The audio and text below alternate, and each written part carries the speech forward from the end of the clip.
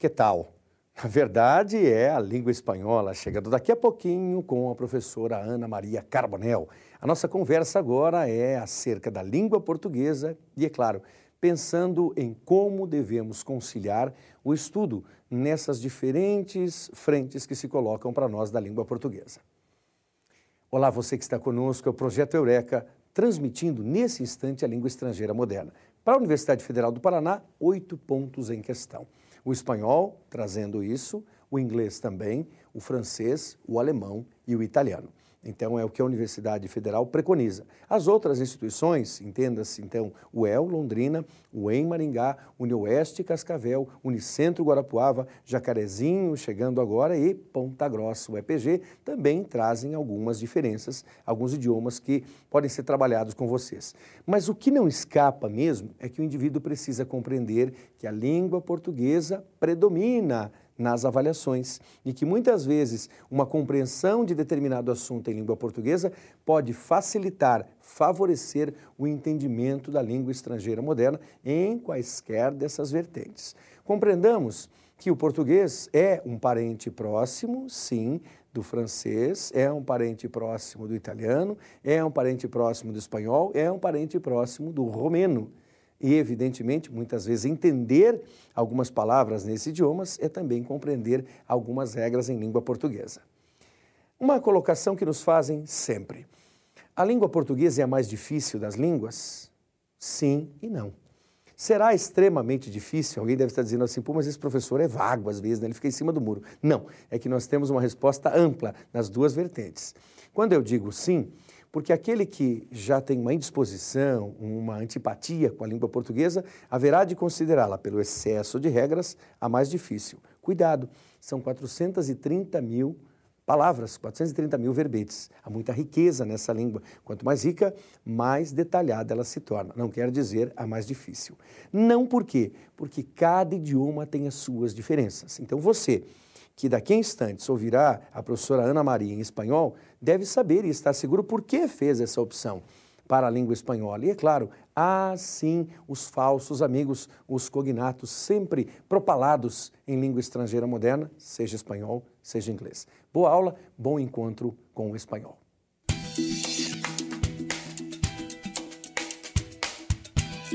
Olá, tudo bem com você? E daí? Deu uma estudadinha nos nossos assuntos das aulas passadas?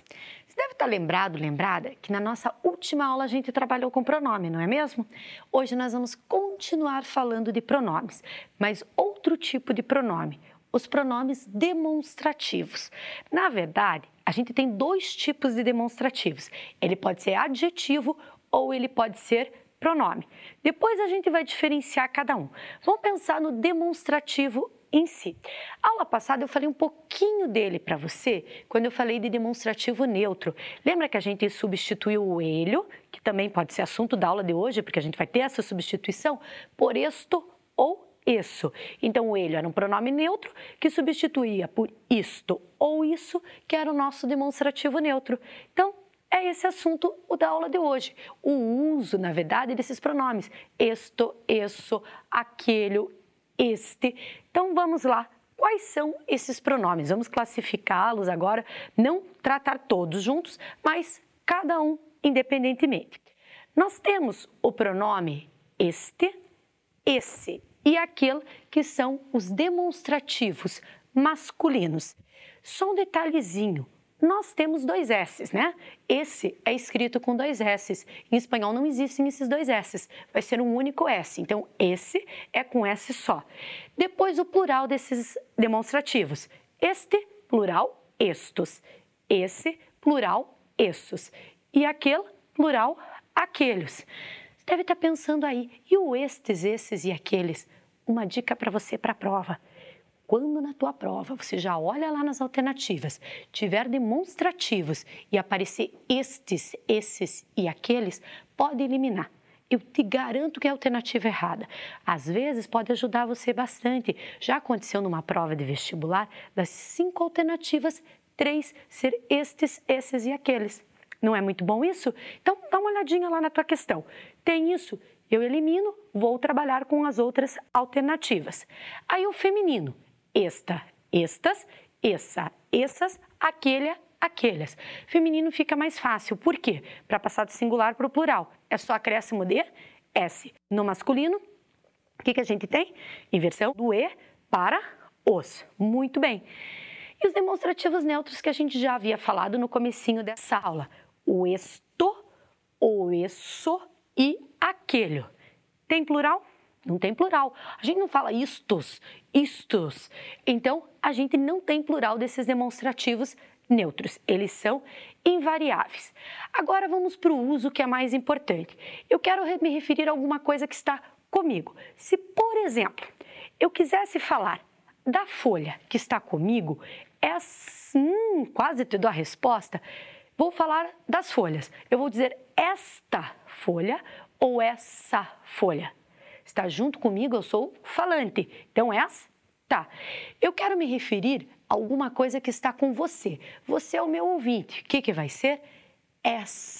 Essa folha que você está notando aí o que eu estou dizendo para você.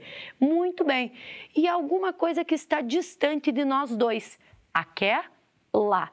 Eu usei tudo no feminino, mas não tem problema, você vai fazer a adaptação para o masculino ou para o feminino. Então, muito tranquilo aí, singular, plural.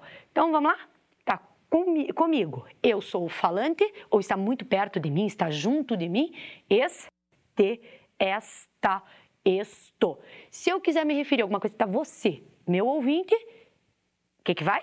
Esse, isso ou essa, dependendo da concordância. Quando está distante de nós dois, a família do aquele. Muito bem? Não é fácil isso? Claro que é.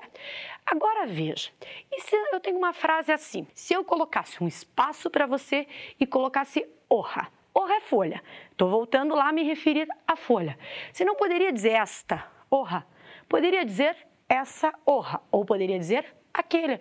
Não tem nada que indique se está perto do falante e longe do falante. O que eu vou fazer neste caso? Nessa situação, se eu só tivesse o espaço e a palavra orra, você poderia colocar qualquer um dos demonstrativos que você estaria correta.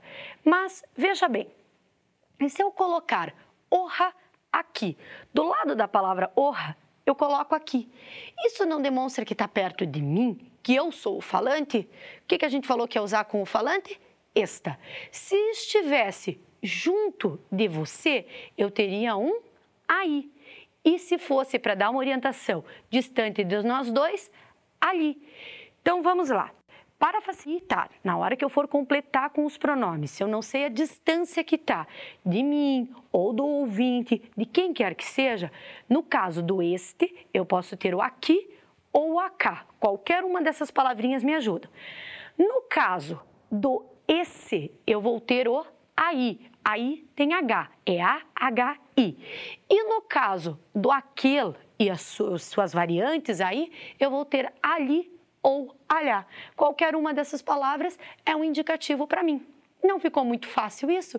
Claro que ficou. Então, sempre você vai olhar distância que está na frase e daí vai colocar o teu demonstrativo. Depois, você vai ter que pensar também em outra situação.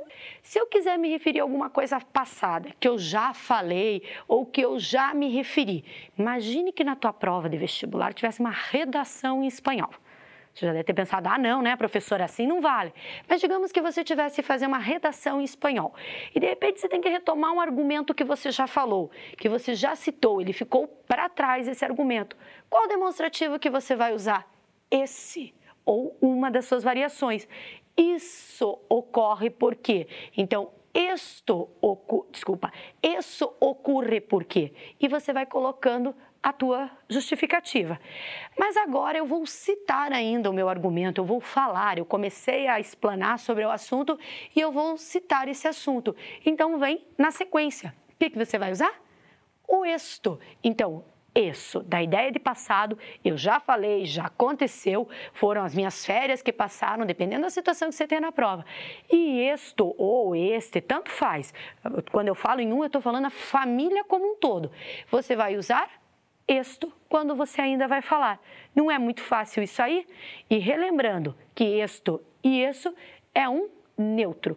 E este neutro pode substituir o ele. Agora, nós temos uma questão muito importante. Lembra que no comecinho da nossa aula eu falei de adjetivo e falei de pronome, que nós tínhamos, né, o adjetivo demonstrativo e o pronome demonstrativo. Qual que vai ser a diferença entre eles? Os adjetivos demonstrativos, já diz o nome, adjetivo, ele vai qualificar o substantivo. Então, ele acompanha o substantivo qualificando. Esta Ninha é a menina que está aqui. Esta. Se eu disser, por exemplo, aquela Tica, é aquela garota, está acompanhando, está determinando. E o que vai ser o pronome demonstrativo? Eu não vou ter o substantivo. Já diz o pronome, ele vai substituir o nome, vai substituir o substantivo. Então, o que nós vamos ter? A mesma forma, exatamente a mesma forma dos demonstrativos, só que eles vão ser acentuados. O que você vai ter que olhar lá na frase? Você vai ter que olhar se tem substantivo. Se eu tiver a seguinte situação, vou apresentar uma frase para você. Eu disser assim: este dia saliremos de vacaciones. Você tem vacaciones, que é férias, e tem o este acompanhando. Então, este aí é um adjetivo ou um pronome? É um adjetivo, porque está acompanhando. Depois do intervalo, eu vou te dizer quais são os demonstrativos, pronomes, como que eu vou fazer a diferença. Até daqui a pouco.